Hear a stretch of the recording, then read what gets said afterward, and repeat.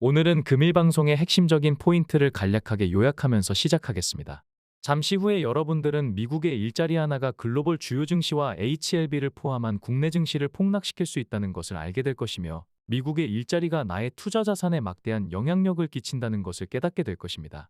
적어도 출향파의 장전 코멘트만이라도 매일 체크할 필요성을 강하게 느끼셨다면 금일 방송은 여러모로 의미가 있을 것입니다. HLB가 2.4% 하락으로 9월 첫째 주를 마감하였습니다. 지난주에는 4.66% 상승하였고 이번 주에는 시가부터 1.34% 갭을 띄었기 때문에 월요일 시가 대비로는 6.2% 하락한 것이기에 다소 아쉬운 흐름을 보였다고 총평할 수 있을 것입니다. 반복해서 강조드렸듯이 91,200원과 93,400원의 강력한 저항 라인이 중첩되어 있으며, 해당 구간의 저항력은 역대 HLB 차트 최상급 저항력과 견줄만한 에너지라고 말씀드렸는데, 몇 차례 돌파 시도가 있었음에도 여전히 막강한 저항력이 남아있는 상태입니다. 8월 15일 영상에서는 아주 강력한 거래량이 아니라면 단기 조정이 불가피한 자리라고 강조하기도 했었는데, 출향파가 이례적인 표현으로 강조드린 구간은 특별히 주시할 필요가 있을 것입니다. 8월 16일과 20일 사이에 몇 차례 공략하면서 매물을 소화했기 때문에 현재는 어느 정도 저항력이 소실되어 해당 라인을 돌파하기 위한 조건으로 매물대에 상응하는 거래량까지 필요한 상황은 아닙니다. 다만 웬만한 저항 구간보다 여전히 견고하기 때문에 돌파를 시도하는 시점에서는 적어도 62평을 두세 배 이상 상회하는 거래량이 반복해서 나와줘야 할 것입니다. 9월 첫 거래를 시작한 지난 월요일 장전 코멘트에서는 9월은 에스모와 FDA 재신청 기대감이 살아나겠지만 투자자들의 기대가 한 방향으로 쏠려 있는 만큼 상방 세력들이 또다시 페이크를 구사할 가능성을 배제할 수 없다고 말씀드렸는데, 지난주 호가창과 분봉의 움직임을 보면 기관과 개인의 매수세가 유입될 때마다 외국인들이 프로그램으로 저지하는 모습을 반복해서 보여주었습니다. 금요일 장 후반에 강한 반등세가 나올 때도 역시나 외국인들은 프로그램 매매를 통해서 다분히 의도적으로 추정되는 매도세로 상승분을 그대로 반납시키는 모습을 연출하기도 하였습니다. 이러한 일련의 대응들이 의도적이라고 단정할 수는 없지만 그동안 반복적으로 비슷한 패턴을 보여주었기 때문에 개연성이 적지 않다고 할 수 있겠습니다. 7월 중반에는 HLB를 분석할 때마다 7월 말이나 8월 초 상승을 예상했었고, 8월 중반에는 8월 말이나 9월 초 상승을 예상했었는데, 역시나 7월 마지막 거래일과 8월 마지막 거래일에는 상승이 나와주었습니다. 그러나 주식파는 다수가 상승을 기대해서 매수세가 몰리면 반락이 나오고, 다수가 하락을 예상해서 매도세가 몰리면 반등하는 경우가 많은데, 차트를 보시면 예상대로 7월 마지막 거래일과 8월 첫 거래일은 급등과 갭상승으로 반짝 상승이 나왔지만 이내 반락이 나왔다가 재반등했다는 것을 알 수 있습니다. 8월 마지막 거래일과 9월 첫 거래일 또한 직전달과 마찬가지로 급등과 갭상승이 나왔지만 매수세가 몰리자 역시나 반락이 나오며 소위 김빼기 시도가 나와주었습니다. 흔하게 볼 수 있는 패턴이 8월 말과 9월 초에도 반복된 모습인데, 다음 주는 9월 중반에 들어서는 만큼 비슷한 패턴이 유지된다면 또다시 재반등을 기대할 수 있을 것입니다. 수급별 매매 동향 차트를 보시면 최근 기관 투자자들의 매수세가 적극적이라는 것을 알 수 있습니다. 지난 목요일에는 기관 투자자의 나홀로 순매수가 나와주며 다소 이례적인 모습을 보여주기도 하였습니다. 기관 투자자들이 단독으로 순매수한 것은 지난 7월 17일 이후 처음이며, 그 이전에는 4월 29일에 나올 만큼 흔치 않은 상황이기 때문에 HLB 수급에서는 다소 이례적이라고 표현해도 무방할 것입니다.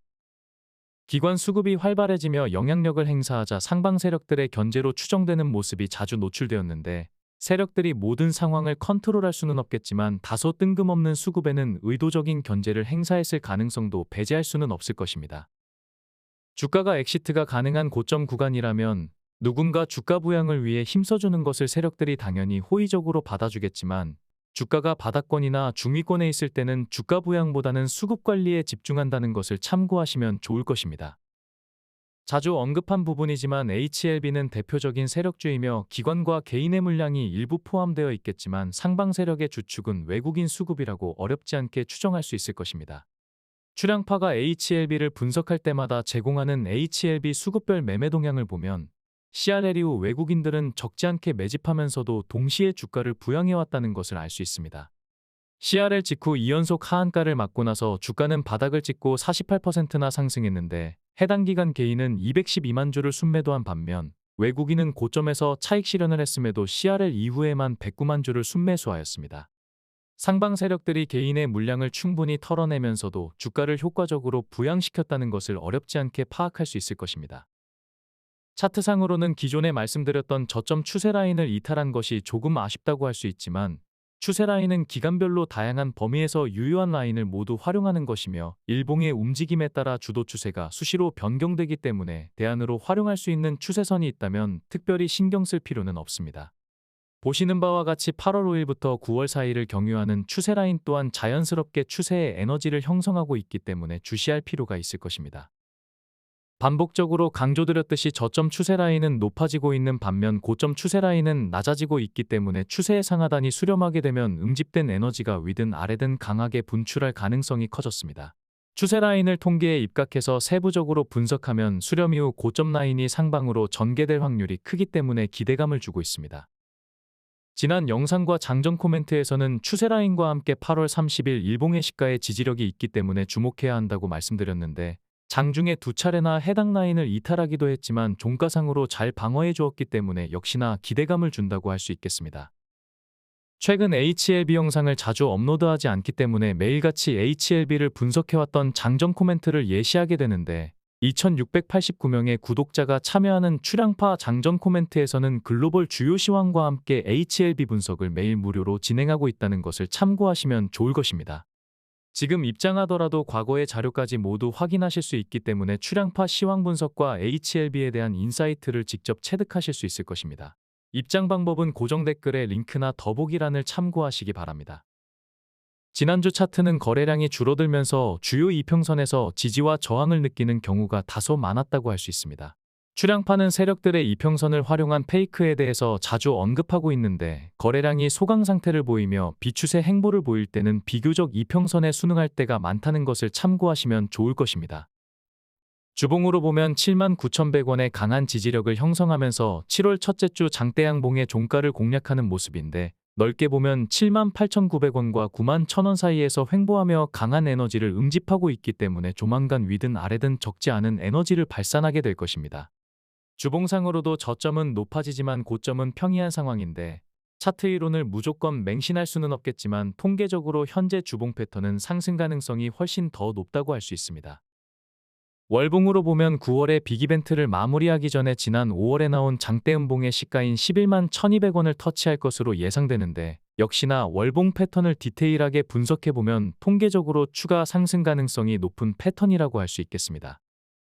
HLB 수급을 구체적으로 살펴보면 외국인이 이틀 연속 매도세를 보였지만 여전히 중장기 수급에서는 매수 우위를 유지하고 있는 모습이며, 개인들은 최근 1개월 이내에서만 소소하게 순매수했을 뿐 전반적으로 매도 우위를 지속하는 모습입니다. 연기금은 최근 상방 세력들이 기관 수급을 견제하기 시작하면서 순매수세가 주춤하기는 했지만 꾸준하게 매수 우위를 유지하면서 물량을 늘려가고 있다는 것을 알 수 있습니다. 사모펀드는 8월 16일 다소 뜬금없이 121억 원이라는 큰 물량을 일시에 순매수했다가 기획조정으로 추정되는 8월 21일 폭락 당시 88억 원을 손절하며 적지 않은 손실을 보았는데, 최근 손실을 만회하려는 움직임을 보이자 또다시 견제받는 모습입니다. 꾸준히 기관 순매수를 주도해왔던 금융투자는 비교적 단기 투자 성향이 큰 편인데, 8월 5일 폭락 당시 5년 만에 최대 순매수로 대응했다가 이후 주가가 반등하자 지난 수요일까지 적지 않은 차익을 실현하였습니다. 최근에는 주가가 약세를 보이자 또다시 매수세로 전환하며 추가 상승 가능성에 베팅하는 모습입니다. 지난 금요일 아시아 주요 증시는 대만을 제외하고 일제히 약세를 이어갔는데, 우리 시장이 끝나고 열린 유럽 증시와 미 증시 역시 또다시 적지 않은 폭으로 약세를 이어갔습니다. 참고로 글로벌 시황과 관련하여 좀 더 상세한 분석이 필요하신 분들은 코스피 역사상 최대 낙폭을 기록했던 8월 5일 다음날 출향파 채널이 업로드했던 분석 영상과 8월 6일 장전 코멘트 등 관련 자료를 함께 보시면 최근 글로벌 지수의 급락 사태를 보다 명료하게 이해하실 수 있을 것입니다. 9월 4일 수요일 장전 코멘트를 통해서 고용지표 관련 중요한 메시지를 말씀드렸습니다. 이번 주에는 주요 고용지표들이 발표되는데, 고용보고서가 관련 전문가들의 통찰 부족으로 컨센서스를 하회할 가능성이 크기 때문에 이에 대한 소수의 인사이트 있는 큰 손들의 우려가 지수 하방 압력을 가중시켰다고 분석하였습니다. 이틀 후인 금요일에 발표되는 가장 핵심적인 고용지표인 8월 고용보고서가 컨센서스를 하회할 가능성이 크다는 것을 미리 예측해드린 것이었는데, 이 부분은 시사하는 바가 아주 크다고 할 수 있습니다. 주식파는 예상된 호재는 재료 소멸로 인식되며 예상된 악재가 터지면 오히려 악재 해소로 인식되는 것이 일반적입니다.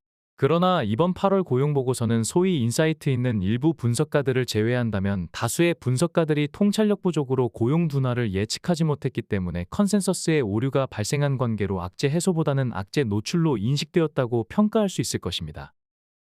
중요한 것은 아무도 예상치 못한 악재라면 이번 폭락이 대세 하락의 트리거가 되겠지만 출량파처럼 일개 분석가마저 고용보고서가 나쁠 수밖에 없다는 것을 거의 확신한 상황에서 글로벌 큰손들이 고용 둔화를 예측하지 못했을 가능성은 만무하기 때문에 이번 조정파동은 예측하지 못한 악재가 될 수는 없을 것입니다.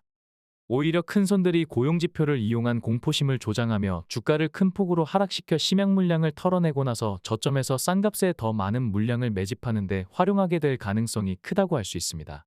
당연하겠지만 외국계 큰손이 좌지우지하는 우리 시장도 별반 다를 것이 없을 것입니다. 지루할 수도 있고 시간관계상 상세히 언급하기는 곤란하지만 8월 5일 블랙먼데이 때도 말씀드렸듯이 고용지표의 둔화 이유는 너무나 명료하게 파악되며 충분히 해결 가능한 문제이기 때문에 고용지표로 인해 경기 침체가 발생하거나 증시가 대폭락할 가능성은 거의 없다고 할 수 있습니다. 언론과 어용 분석가들이 워낙 근거 없이 불안감을 조장하기 때문에 8월 고용보고서를 핵심만 이해하기 쉽게 요약해보겠습니다. 여담이지만 잠시 후에 여러분들은 미국의 일자리 하나가 글로벌 주요 증시와 국내 증시를 폭락시킬 수 있다는 것을 알게 될 것이며 미국의 일자리가 나의 투자 자산에 막대한 영향력을 끼친다는 것을 깨닫게 될 것입니다. 적어도 출량파의 장전 코멘트만이라도 체크할 필요성을 강하게 느끼셨다면 금일 방송은 여러모로 의미가 있을 것입니다. 일자리가 지난달보다 증가한 것은 표면적으로는 긍정적이지만 풀타임 일자리가 줄어들고 파트타임 일자리가 늘어난 이유로 전체 일자리가 늘어났다는 것이 기본적인 고용보고서의 불안 요인이 되었습니다. 일반적으로 실업률 지표는 U3를 기준으로 하는데 세부 고용사항을 모두 포함시키는 U6를 기준으로 한다면 지난달보다 실업률이 7.9% 오르며 3년 만에 최고치를 보여준 것이 이번 고용보고서의 가장 대표적인 불안 요소라고 할 수 있을 것입니다. 또한 U3 기준으로는 실업률이 감소했지만 3개월 평균 실업률이 최근 12개월 최저치보다 0.57% 높아지며 코스피 역사상 최대 낙폭을 기록했던 8월 5일 블랙먼데이를 촉발했던 샤메 법칙을 또다시 소환했는데 경기 침체의 임계값인 0.5%포인트를 넘어섰기 때문입니다. 국내 증시의 하락 이유를 국내 증시 내에서 찾는다면 숲을 보지 못하고 나무만 보는 것과 다를 게 없을 것입니다. 우리 증시에 아무리 호재가 있다고 해도 미국의 고용보고서 하나만으로 처참하게 무너질 수 있다는 것이 이머징 시장인 우리 증시의 명백한 한계입니다.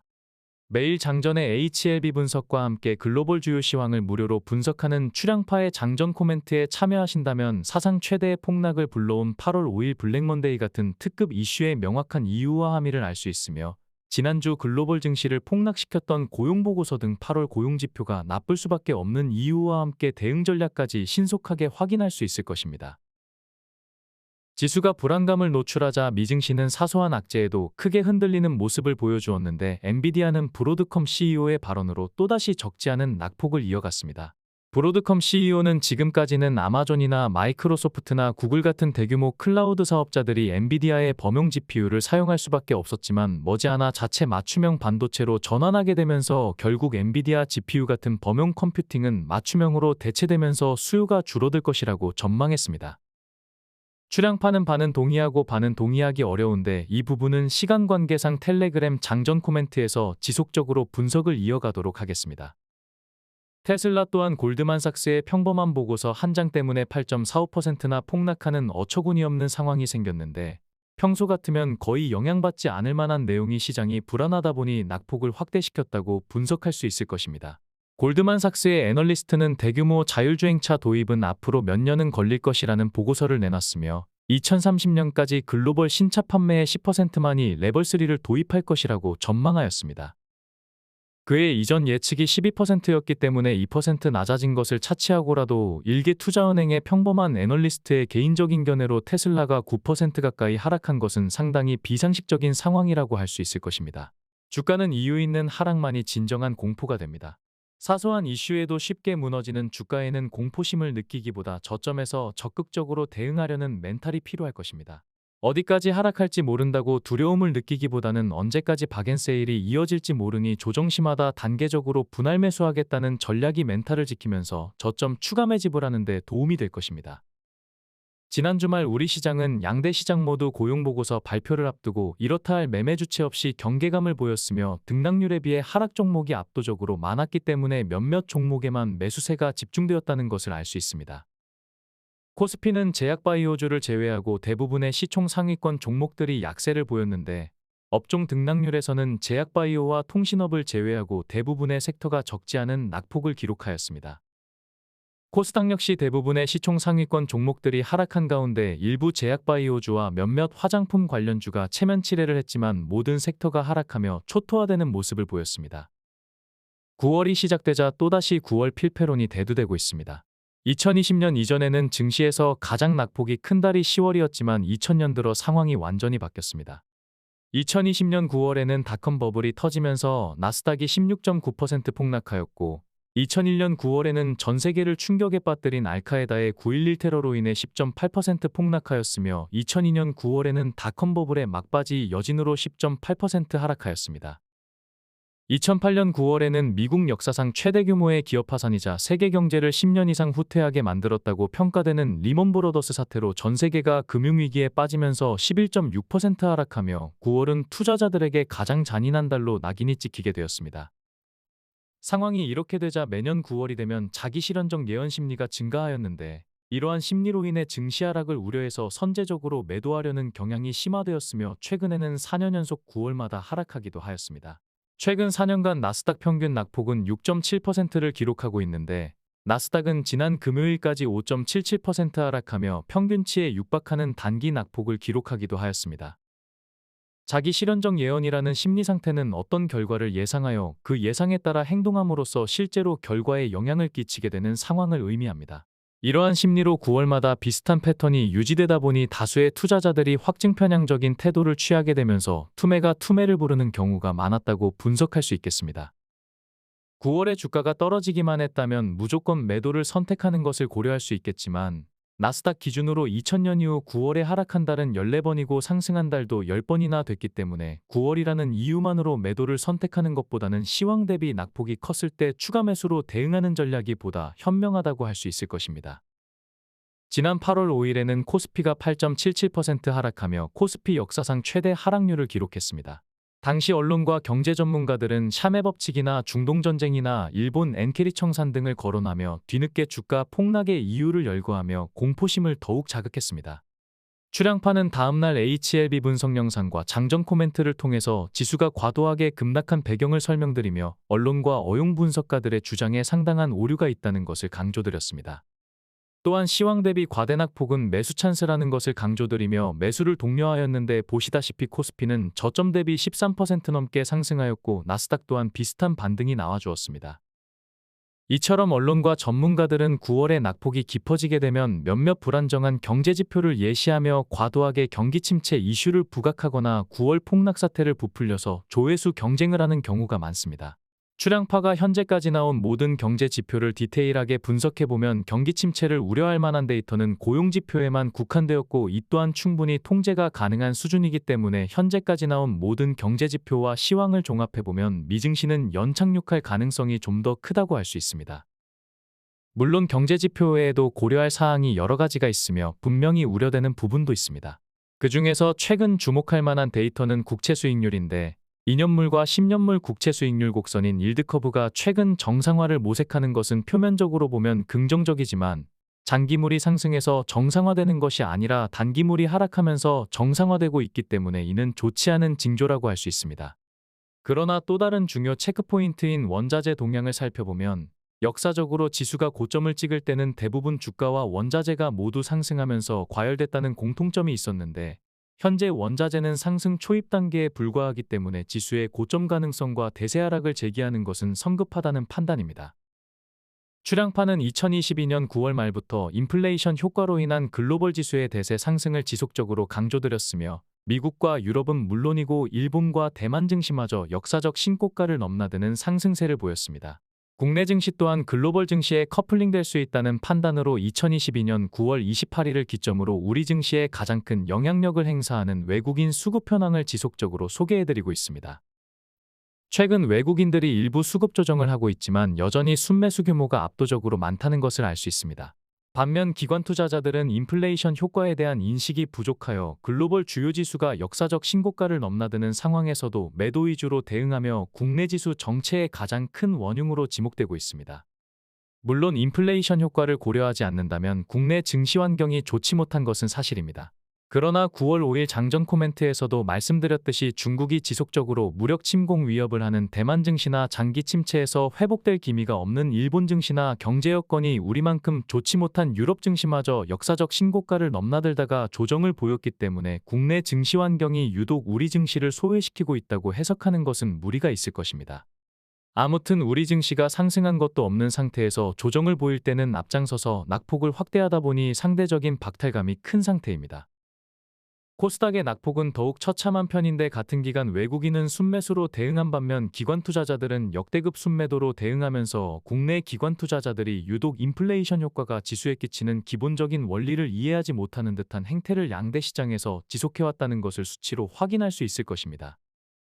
외국인은 2022년 9월 말 이후는 물론이고 최근 6개월이나 1년 수급에서도 강력한 순매수세를 이어가고 있으며 기관 투자자들은 9월을 앞두고 8월 30일까지 다소 뜬금없이 매수세를 급격히 강화하다가 또다시 9월 초부터 시작된 급락의 뒤통수를 맞고 있는 모습입니다. 외국인들은 현선물을 이용한 차익 거래로 수익을 내기도 하지만 기본적으로 현물 시장에서 고점 변곡점에서 차익 실현하고 저점에서 재매수하면서 꾸준히 순매수를 이어가면서도 수익률을 늘려가고 있습니다. 그동안 현물 시장에서 매집해놓은 물량이 압도적으로 많은 상황인데 이들이 해당 물량을 활용하지 않고 우리 증시를 떠날 가능성은 거의 없다고 할 수 있습니다.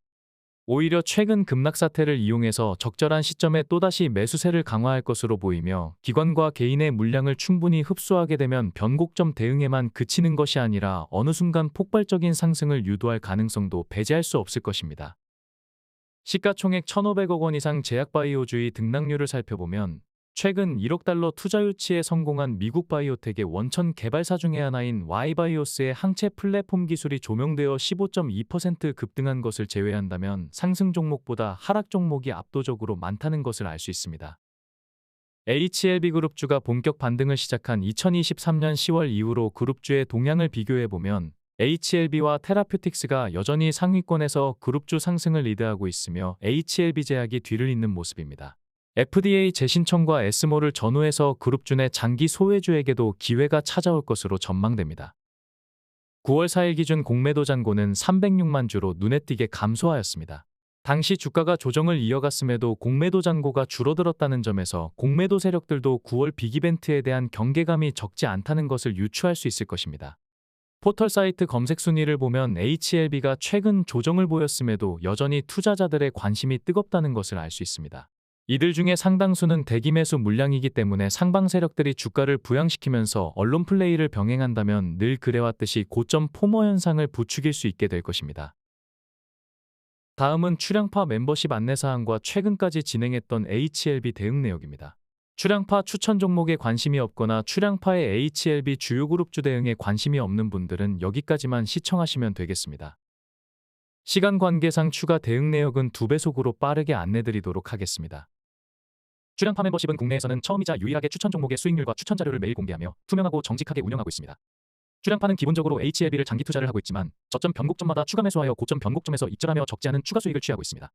출량파가 HLB를 추가 대응한 내역을 보시면 정교한 매매 타점이 반복되는 것을 확인할 수 있는데 출량파의 차트 이론이 통계적으로 유의성이 있다는 것을 매매 타점을 통해서 직접 확인하실 수 있을 것입니다. 그럼 지금부터 CRL 이후 출량파가 회원들과 HLB를 추가 대응했던 매매 타점과 수익률을 살펴보겠습니다. 5월 21일에는 41,000원에 매수한 물량을 5월 28일 67,000원에 매도하여 45.7% 수익을 남겼으며 5월 23일에는 51,300원에 매수한 물량을 역시나 5월 28일 67,000원에 매도하여 30.6% 수익을 남겼습니다. 목표가를 찍고 조정을 보인 5월 23일에는 50,000원에 재매수하여 5월 28일 67,000원에 매도하여 34% 수익을 남겼으며 5월 27일에는 57,000원에 매수한 물량을 역시나 5월 28일 67,000원에 매도하여 32.1% 수익을 남겼습니다. 저점에서 꾸준히 매수한 물량을 67,000원에서 집중적으로 매도하였는데 67,000원이 단기 고점이었다는 것을 알 수 있습니다. 5월 28일에는 62,000원에 매수하여 6월 13일 당일 최고가인 67,000원에서 한우가 차이 없이 퍼펙트하게 매도하여 9.1% 수익을 남겼습니다. 5월 30일 역시 당일 최저가인 61,200원에서 퍼펙트한 매수를 하였으며 6월 13일에 또다시 당일 최고가인 67,000원에 매도하여 9.5% 수익을 남기며 역시나 상하방으로 한호가의 차이도 없이 완벽한 대응을 하였습니다. 5월 31일에는 59,900원에 매수한 물량을 6월 13일 63,000원에 매도하여 5.2% 수익을 남겼으며 6월 3일에는 매매를 기준 당일 최저가인 57,000원에 매수한 물량을 역시나 6월 13일 63,000원에 매도하여 10.5% 수익을 남겼습니다. 6월 4일에는 당일 최저가인 54,700원에서 한호가의 차이도 없이 정확하게 진입에 성공하였으며 당일 59,000원에 또다시 한호가 차이 없이 퍼펙트하게 매도하여 7.9% 수익을 남겼습니다. 6월 13일에는 63,800원에 매수한 물량을 6월 25일 69,600원에 매도하여 9.1% 수익을 남겼습니다. 같은 날 63,200원에 매수한 물량을 6월 24일 매매로 기준 당일 최고가인 67,000원에 매도하여 6% 수익을 남겼습니다. 6월 19일에는 당일 최저가인 61,100원에서 한호가 차이 없이 정확하게 매수하였으며 6월 20일 매매로 기준 당일 최고가인 64,700원에 매도하여 5.2% 수익을 남겼습니다. 6월 21일에는 당일 최저가인 62,500원에서 역시나 한호가 차이 없이 정확하게 진입에 성공하였으며 6월 24일 65,500원에 매도하여 4.8% 수익을 남겼습니다. 6월 26일에는 깊숙한 하락으로 68,500원과 66,100원과 63,000원에 각기 진입되었으며 7월 3일 73,900원에 모두 익절하며 합산 37% 수익을 남겼습니다. 6월 28일에는 66,000원에 매수한 물량을 7월 1일 당일 최고가인 63,800원에서 한호가 차이 없이 정확하게 매도하여 5.3% 수익을 남기며 당시 기준 CRL 이후 추가 매수한 물량을 전량 익절하기도 하였습니다. 추가 매수 물량을 전량 소진한 이후 주가가 급등하였기 때문에 7월 5일부터는 장기 물량을 부분적으로 익절하였는데 7월 5일에는 94,600원에 매매를 기준 최고가에서 부분 익절한 물량을 7월 16일 최저가와 한호가인 82,100원에 재매수하며 15.2% 시세 차익을 취했습니다.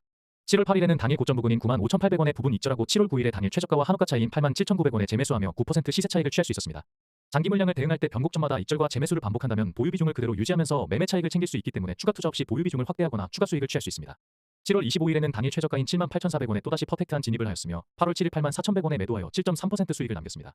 7월 29일에는 역시나 당일 최저가인 76,800원에서 또다시 한호가 차이 없이 매수 타점을 잡았으며 8월 16일 89,700원에 매도하여 16.8% 수익을 남겼습니다. 8월 5일에는 77,300원에 매수한 물량을 8월 6일 당일 최고가에서 한호가 차인 81,700원에 매도하여 9.5% 수익을 남겼으며 같은 날 76,800원에 매수한 물량을 8월 6일 역시나 매매로 기준 당일 최고가인 81,700원에 매도하여 5.7% 수익을 남겼습니다.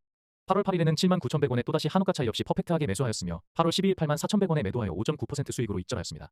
8월 13일에는 역시나 당일 최저가인 88,800원에서 한호가 차이 없이 퍼펙트하게 매수하였으며 해당 물량은 당일 84,300원에 익절하여 4.3% 차익을 취했습니다. 추가 매수한 물량을 전량 익절했기 때문에 8월 16일부터는 장기 물량의 부분 익절과 저점 재매수에 돌입하였습니다. 8월 16일 91,200원에 부분 익절한 장기 물량은 8월 19일 매매를 기준 최저가인 88,400원에 재매수하여 3.2% 시세 차익을 보았습니다.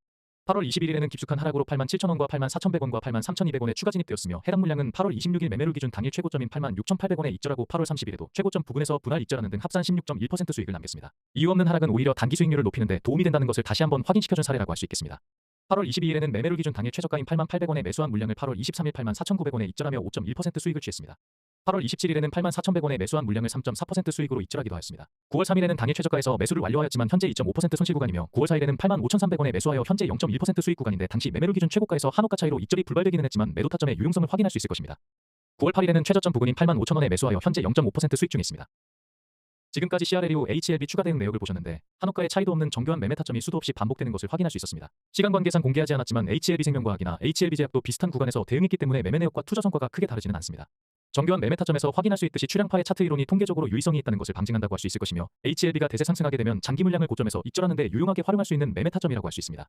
혼자 대응하시기 어렵다면 출량파 멤버십에 함께 하시는 것도 나쁜 선택은 아닐 것입니다. 출량파 멤버십 추천 종목은 2024년 코스피가 3.8% 하락하고 코스닥은 무려 18.5%나 하락하며 최근 수익률이 크게 감소했지만 여전히 지수보다 압도적인 수익률을 기록하고 있습니다. 멤버십 회원들에게 피해가 가지 않는 선에서 일부 종목만 공개하였는데 멤버십에 가입하시면 추천 종목의 모든 매매 현황을 엑셀 파일로 매일 받아보실 수 있습니다. 매매 현황을 매일 공개하는 분석가는 국내에서는 출량파가 처음이자 유일한 것으로 알고 있는데 그만큼 출량파 멤버십이 투명하고 정직하게 운영되고 있다는 것을 느끼실 수 있으며 출량파 멤버십의 자신감을 방증한다고 할 수 있을 것입니다. 앞서 공개했던 HLB 단기 대응 내역은 물론이고 시간 관계상 공개하지 않은 HLB제약과 HLB생명과학의 단기 대응 수익까지 모두 포함한다면 전체 수익률은 훨씬 더 높아질 것입니다. 또한 출량파 추천 종목에서 가장 안정적인 수익을 주고 있는 코덱스 레버리지나 일부 고수익 종목들의 실제 진입 비중이 표기한 수치보다 훨씬 더 높다는 것 등 별도 조항까지 포함한다면 실제 수익률은 훨씬 더 상승하게 될 것입니다. 출량파 채널은 3가지 플랫폼에서 멤버십을 진행하고 있습니다. 출량파 멤버십은 코덱스 레버리지나 SK하이닉스 같은 출량파 최선호주를 추천하며 장기 보유 종목으로 HLB 주요 그룹주를 장중에 대응해드리고 있습니다. 출량파 멤버십 가입을 희망하시는 분들은 각각의 플랫폼의 장단점을 확인하신 후에 가입을 진행하시기 바랍니다. 가입 관련 자세한 안내사항은 고정 댓글에서 확인하실 수 있습니다.